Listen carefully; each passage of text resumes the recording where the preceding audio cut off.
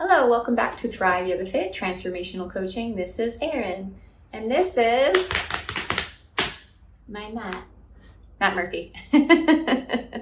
This is my partner. He is going to talk today about yogic tools in the workplace. He has a corporate job, which I can say that I have never had. I've worked in the school system. I've worked at Olive Garden. I've worked at different places for other people, though I've been an entrepreneur for about 20 years. But I have watched Matt grow in his position, kind of pulling out leadership skills that he has, and he's been sharpening over the past few months. And it's been really inspiring, and we have both been growing and evolving and changing together, which is nice.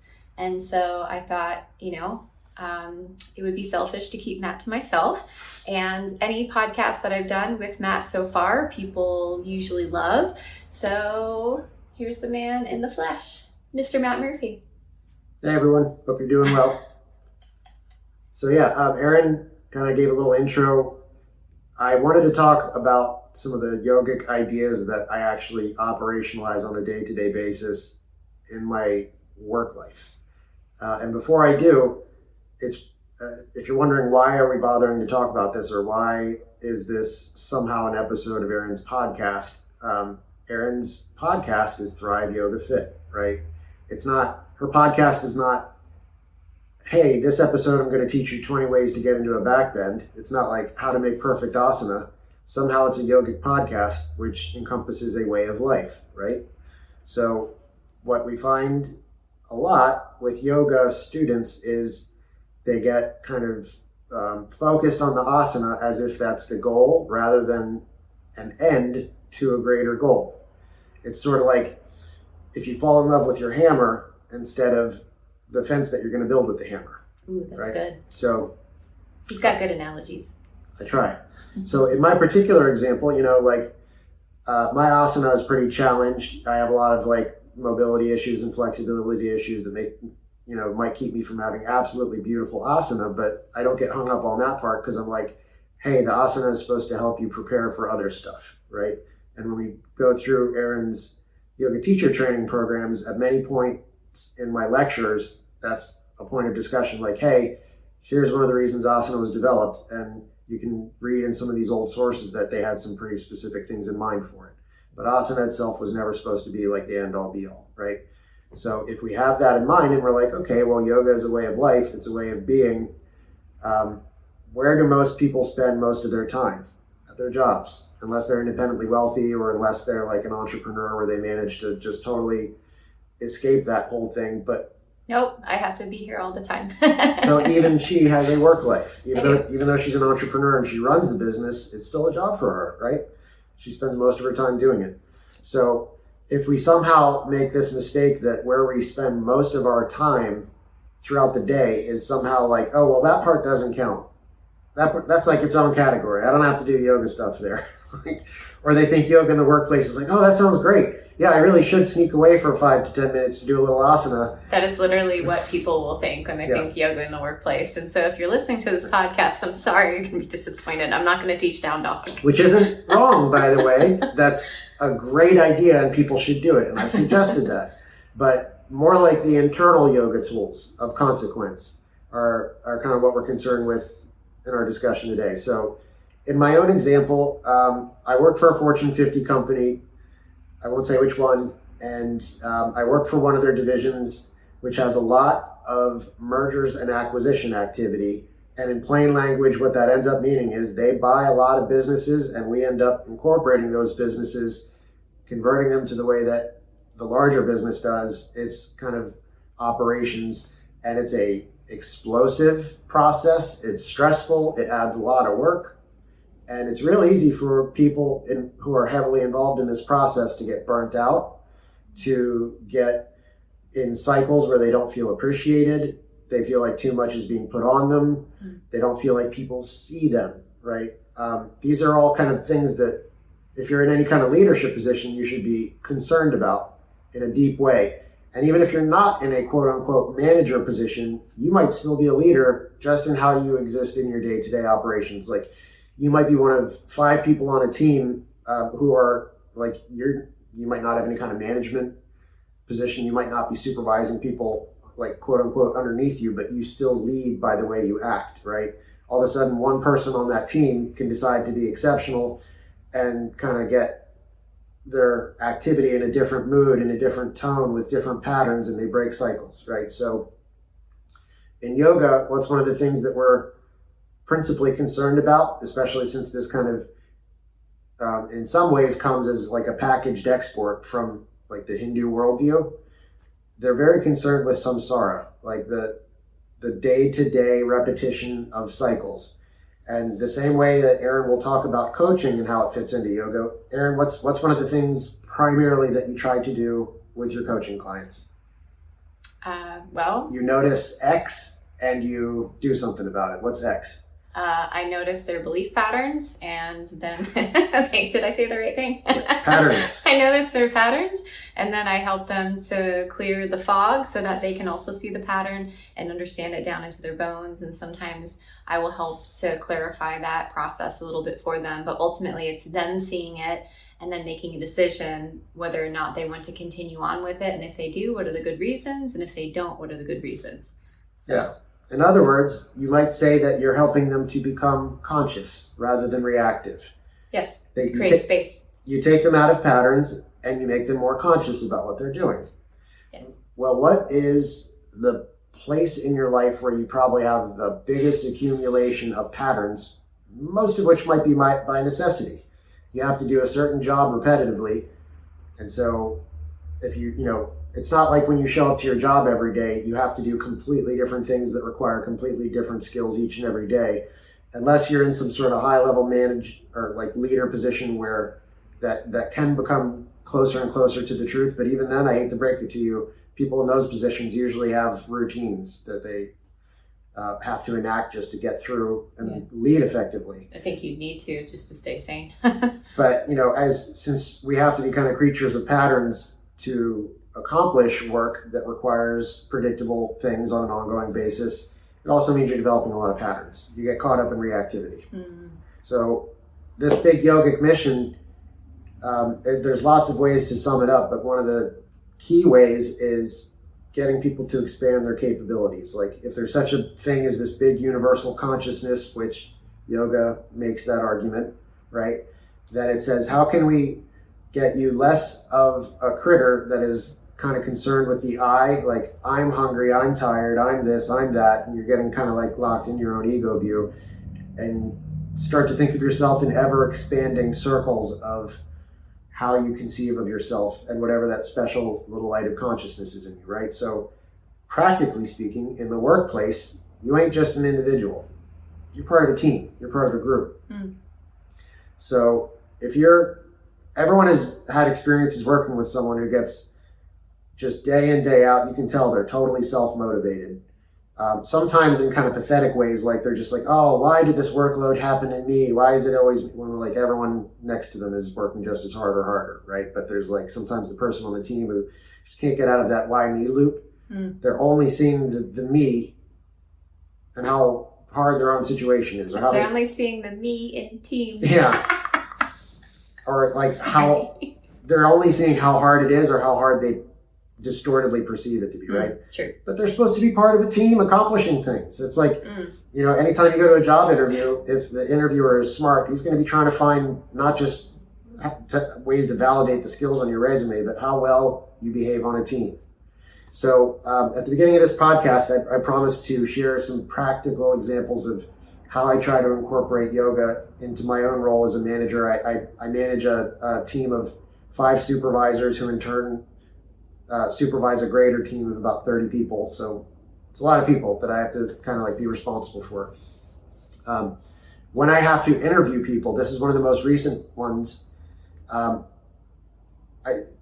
in IT, so a lot of IT interviews end up being this kind of like gotcha format where they're trying to test whether or not you really know how to do the technical thing, right? It's a very common way to interview in that field. I do almost none of that in my interviews because you find out immediately whether or not someone knows how to do that stuff or doesn't. I spend most of my interview trying to learn who they are as a person. Mm. And one of the biggest sections of that is how they have been trained to behave as if they are not just some isolated me. So some of the questions I end up asking in interviews, I was doing this like all through the last 6 months. Anytime I had to hire someone, like, hey, what team sports did you play in high school? Or hey, nope, you're not an athlete, no problem. What clubs did you do? I think I've heard that through your office door a couple of times when I've passed by. I was like, oh. And I ask questions that make them shift their perspective. I'm like, hey, in your case, you're not necessarily being interviewed for a management position, but I still want to do a little bit of role play because it'll teach me a little something about how you interact on a team. Let's say that you are mentoring, or let's say that you see someone on your level and the team next to you, like, you have a task, this guy has a task, this guy has a task, 5 people on your team kind of on the same, like, quote unquote level in the pyramid, right? You all have your tasks, you all have your own assigned areas, but you notice that one of the people on your team isn't necessarily executing things the way that they should, and they're not doing certain basic things. And an IT example would be like, in the support ticket, they're not giving details about what they did to fix the thing. They're just saying, oh yeah, I fixed it. They're not saying how they fixed it. They're not saying what the specific problem was. So in my interview questions, I'll end up asking like, hey, let's say that you noticed this, and whether or not it was personally affecting the work you had to do, although it probably is, walk me through how you would gently mentor that person to teach them the importance of making it more team compatible so that other people on the team can more meaningfully interact with that ticket. So what am I doing there, and why is that yogic? Because I'm saying expand your consciousness a little bit. To number one, I'm taking their scope to not just be about them personally, and I'm saying I'm actually having them role play as if they are literally in that position. And I'll often say, like, talk to me like I'm the person. I'm Bob. I'm the person in this role play who's not doing the right thing in the ticket stream. Like, talk to me like you would talk to them and explain why it's important. And I'm trying to see how they would do it compassionately. I'm trying to see how they would empathize with the other person. There's lots of things that I'm looking for, but I'm trying to gently guide them to say, like, expand your consciousness, where you're not, assume that you are not just an isolated me, but you're part of a team. And what does that higher consciousness look like, where you're like, it's not just me and my specific actions in this job. It's a wider group of consciousness kind of like interacting with each other. Just to hop in here for a second, some of the things that we've learned in our relationship, such as the language of needs, being able to perceive needs, I think is a really important aspect that you're bringing here. And part of that is us assessing our own needs. So like you said, having someone who's a conscious individual beyond themselves, but certainly they have to, be taken care of and being aware of themselves, because if they're not even there, then good luck interacting with other people in a way that is compassionate and fair. So, but if you have a person, and by the questions that you're asking, it would become apparent that they can see past their own nose and that they, can switch roles and things like that. I think that's fantastic. Thank you. Yeah. So that's kind of that might not sound yogic when because we're not like waving around sticks of incense and doing lots of, we're not like ringing the gong in a class and having people do asana. But that's an extremely yogic thing, and it's everyday practical too. But that's one of the core things that yoga is trying to do, is to get you to expand your consciousness, think of yourself as more than an individual I, and say, hey, if there's such a thing as a greater consciousness, or like whether that's in the form of society and how it functions, or something more mystical, like what would that look like on an everyday level, right? Yeah, that's the workplace. That is your sangha in a way. That is your kula. So sangha and kula are Sanskrit words for a spiritual community. And like Matt said, a lot of people, they're spending most of their time at work. So having some connection to these people, maybe not like super in-depth, the sort of like woo-woo world of spirituality. But that being said, there's different ways to look at spirituality, especially the way Matt approaches it, which is a more masculine way of looking at it. It's like, part of your dharma is also like, how do you interact with the world? Like, what duties are you fulfilling? And by having this greater consciousness, you're using these yogic tools. And so it is a great way to channel your spirituality. It might not look like incense and crystals, though I'm wearing like a bunch of, you could bring that in, why not? But when you interact with people, how you treat people and what characteristics come out, not just in when team, performance is going well, but when you have some challenging attributes, when you have to have an uncomfortable conversation, right? Can you do that compassionately rather than pretend it doesn't exist and then it just builds up to a bigger problem? I think again, I haven't been in the corporate world, but I've been in teams and things. And I think that sometimes people don't know how to speak up about these things, and what they do, they take on the workload themselves and then they become resentful. And so the language of needs, being compassionate, being able to verbalize, I think is very, very yogic. It kind of focuses your mind, and you have to find the tools to be able to verbalize. It's great. Yeah, that's exactly right. And well, thank you. Another kind of concept, I'm not going to dilate too specifically on any of these. I just kind of want to give like a gift basket of a few different ones, right? But another one is, one of the easiest things to get caught up in the workplace is that cycle of reactivity where like you kind of have your everyday gripes. And there's a certain amount of that everyday gripe which can be a bonding thing, and actually, strangely enough, has like a positive aspect and can actually improve function in a way, because it's like just a little teeny tiny bit of a way to what might seem like a gripe might actually just be a way for two people to say, hey, we're on the same team, like we're dealing with the same thing. And there's a certain amount of that that's healthy especially when it's superficial, right?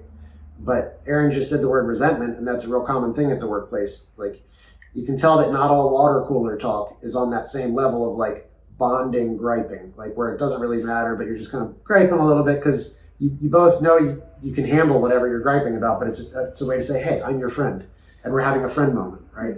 But when it goes beyond that, and you notice someone's really resentful, like and sometimes for good reason. Sometimes they're the one who are just unfairly getting a lot of stuff piled on them. Sometimes it's not even that valid. Sometimes someone's just taking it to that level because that's the kind of person that they've chosen to be up until now, right? And I say that mindfully rather than that's the kind of person they are. One is permanent, one is, well, that's just what you've done so far, right? That in itself is a yogic tool, by the way.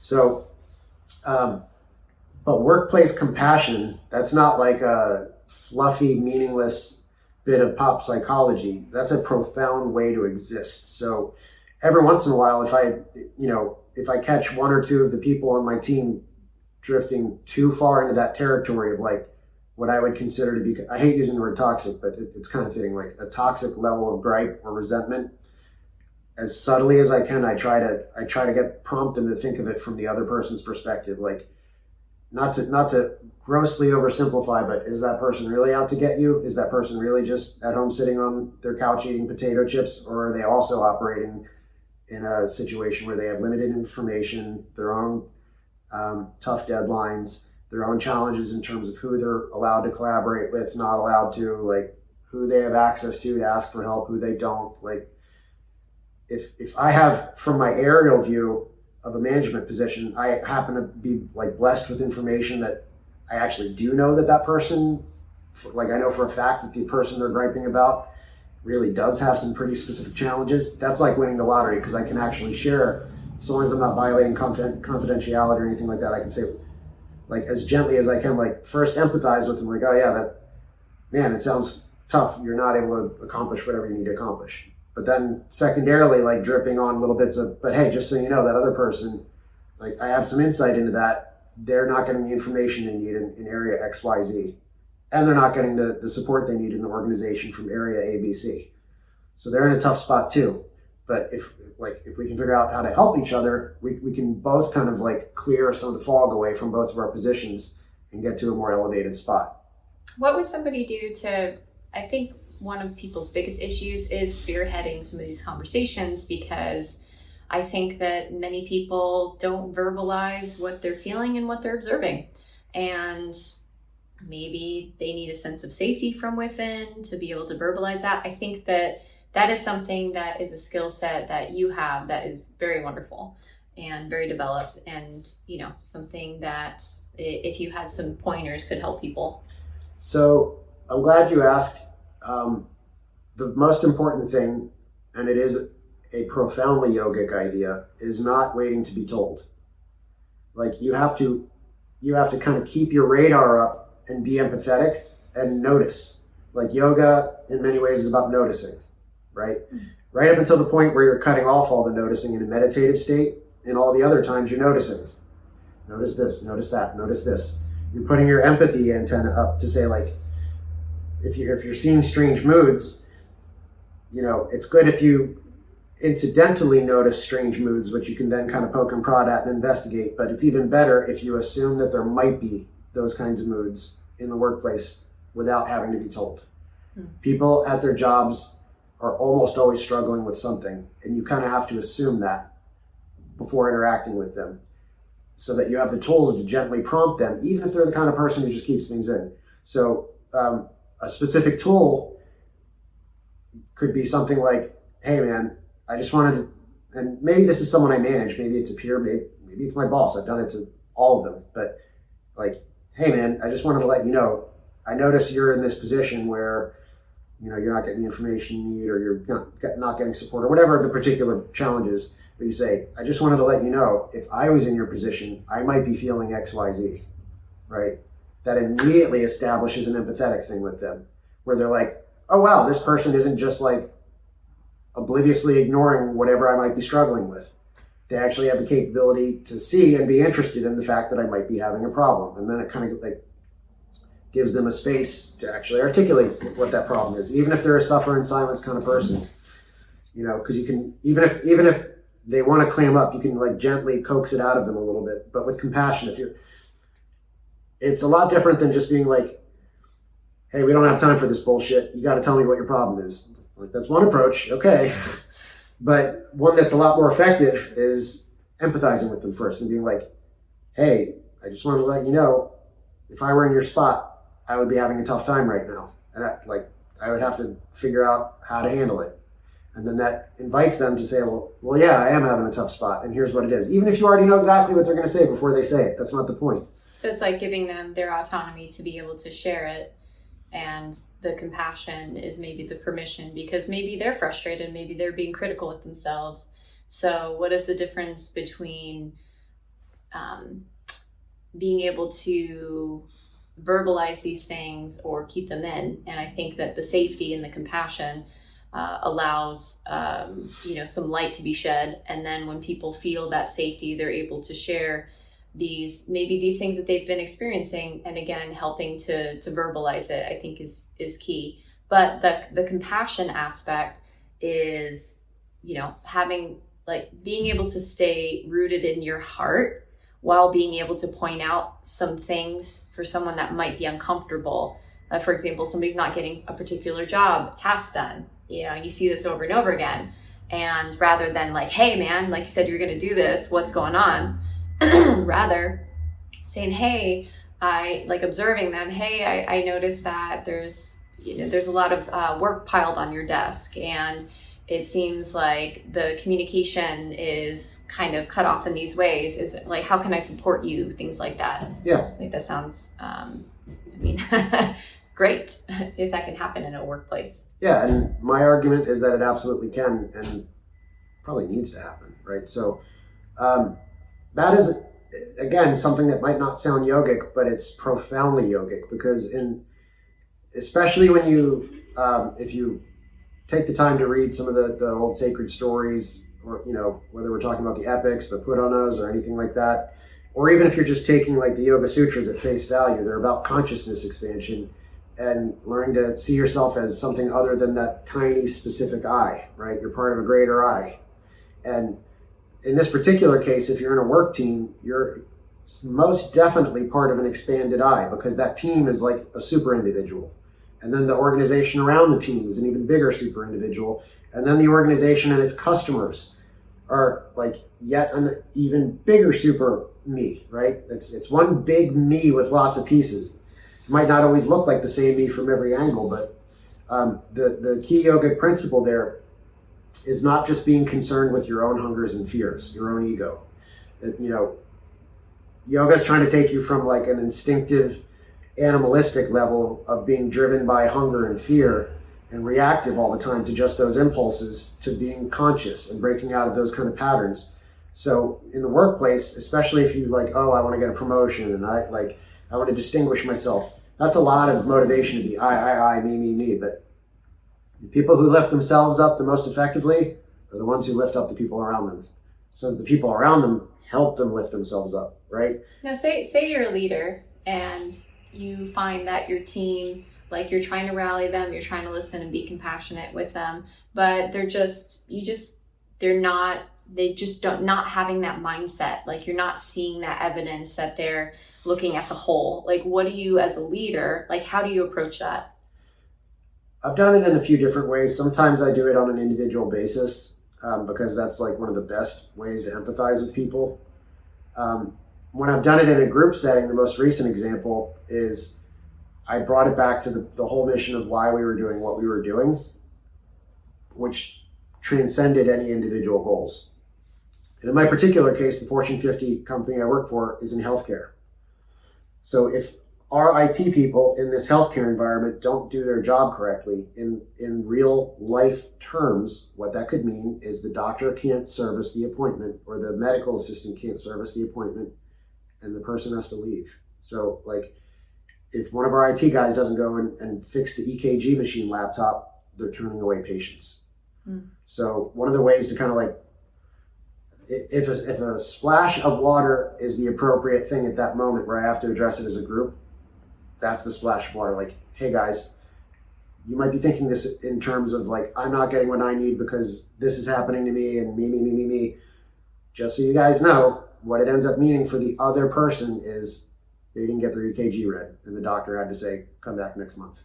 And if they're having this like serious health, or even I had a doctor. That would be awful if I was a patient and somebody sent me away for an EKG. Oh my gosh. And it happens all the time, right? So one of my earliest experiences at this company is, the doctor didn't really know me well yet. I'm great friends with him now, but at the time when one of his EKG machines was broken and we weren't getting the support we needed to get it fixed, like from the vendor or whatever, he was like, just so you know, as long as that thing is down, if I have a patient, and these are his exact words, if they fart, I have to send them to the ER.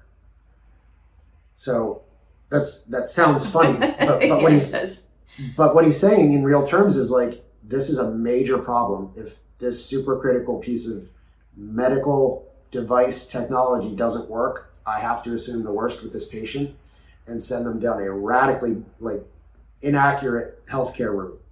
I have to send them back into the labyrinth of healthcare where they're probably going to have a terrible experience. That matters. That's a real person's life, right? So it's easy to get caught in my own kind of company's example. It's easy to get caught up in like my work is so hard and my job is so challenging and no one's recognizing me and no one's like giving me what I need. But like, hey, it's not just you. There's the whole reason people are getting you a paycheck to begin with. Like, help those patients get their health care. That's what the whole thing, that's what it all boils down to.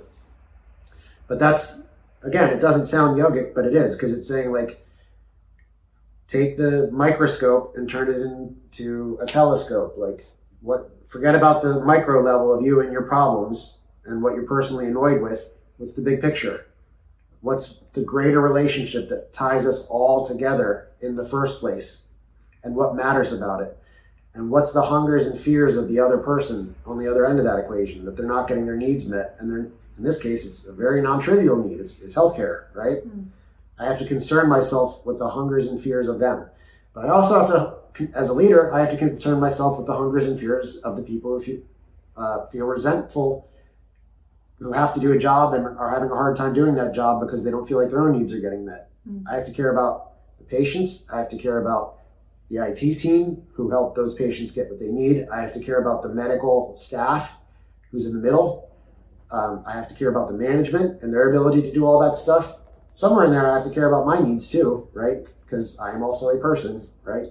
But I can't make it all just about any one of those things. Like, I think that takes a broad scope and, to be able to handle all those things and kind of pull them in. But I think that what you're saying about looking at it as a whole, and then you can look at the individual pieces, but you know that they're all together is, I mean, as you're talking, I'm kind of thinking about my business and how my people work. And, you know, I know that my team, for example, I have a team of yoga instructors here, and I have a person that does my marketing, Priya, who's lovely. And then I have Laura.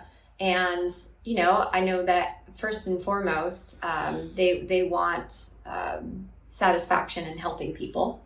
But, you know, some of them are depending on the money that is generated here, and things are not the same as they were pre-COVID. And so the studio does not have as much traffic. And so I'm thinking of taking everything you're saying and like, what are the needs of my people? Well, certainly financially, like how do we solve that? And having individual conversations with them, I think, and just being really frank about it, like, okay, this is the overall, like, here's my needs and what are your needs?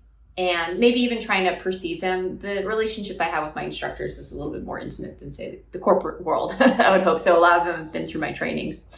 So, but having that very frank conversation, like, okay, well, how can we work as a team and make that happen? So I have to say that I'm just like, like my gears are going hearing you talk. So even if you're listening to this and you're like, well, I don't know, like I don't work in the corporation, it doesn't matter because neither do I. I think that some of these things that he's talking about is applicable no matter who you are, because it's essentially about being a conscious partner.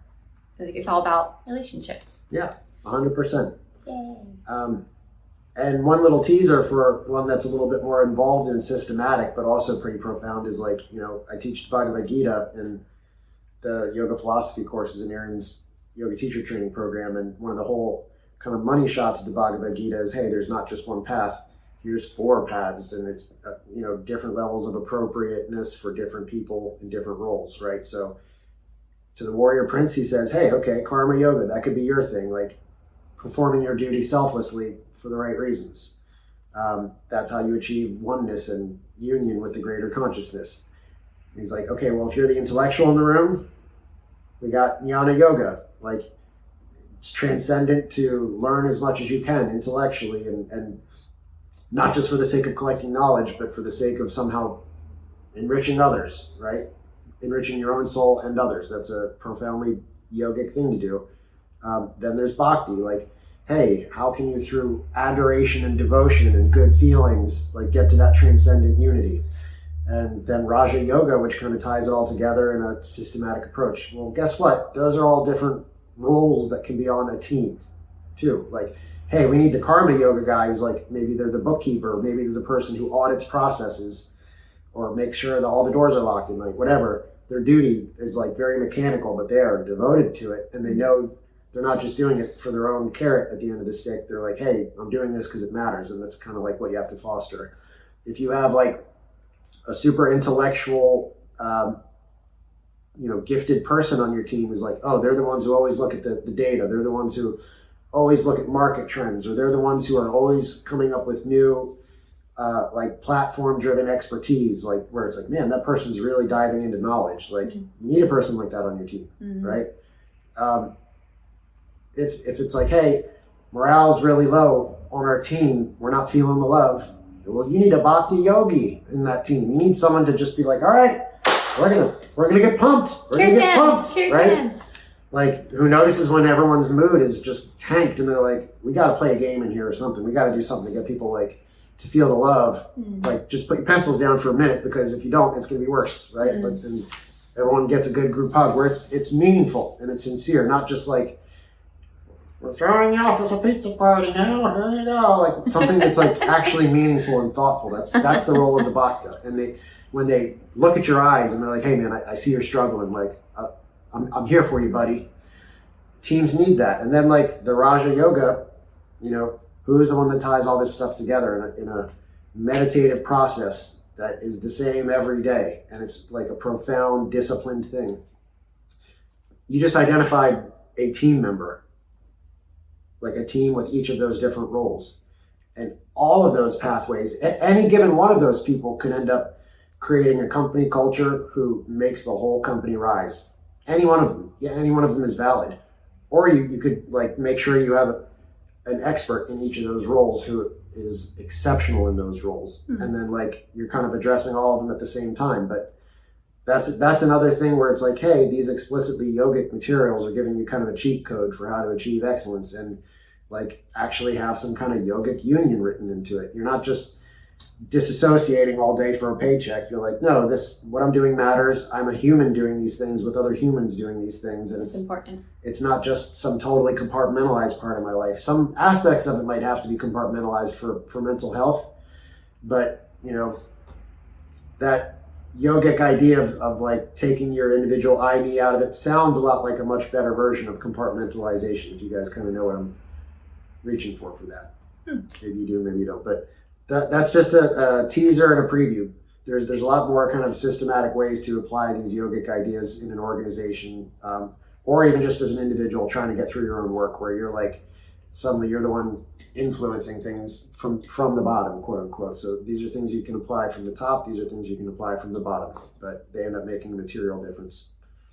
Agreed. Yeah. And again, it's all about relationships. It's like the yoga of relationships, workplace edition. Yep. So, thank you so much, Matt, for coming on the show today. I'll see you at home. Yep. See you at home. Thanks, everyone. Have a wonderful day and good luck at work. Real quick, so before you leave, just so you know, I have my 200 and 300 hour yoga teacher training coming up. That includes 2 weeks in India. So I do have an a la carte option for India. For those people who are approved, you do have to have at least a 200 hour to be approved for that, because we're going to be learning about yoga and having Indian teachers. So I have 5 spots left for that. So 3 spots left for the India only. So if you're interested in that, you can reach out to me, Erin at erincoach.com. You can check out our website at thriveyogafit.com. And we do have a workshop coming up, a couples Valentine Day intimacy workshop. So more to come about that. And yeah, thanks for stopping by. And thank you again, Matt. My pleasure. Thanks. Thank you so much for listening. If you want to support the podcast and if it's helping you, please consider writing a review. You can go to iTunes or Google Play, go into the search bar and type in Thrive Yoga Fit Transformational Coaching, scroll down, and you can leave a review. This helps other people to find me as well as bumps us up in the search ratings. Also, this podcast is sponsor-free, so that means we don't receive anything for doing it. If you feel so inclined and this podcast is helping to support you and you want to return the favor and help to support any production costs of the podcast, feel free to give a donation to a Venmo link, Thrive Yoga Fit, or PayPal, Erin at erincoach.com. If you don't have the means, don't worry about it. We're not going anywhere. You're all good. But if you would like to give back, you can give back in those ways. Thank you so much. Namaste.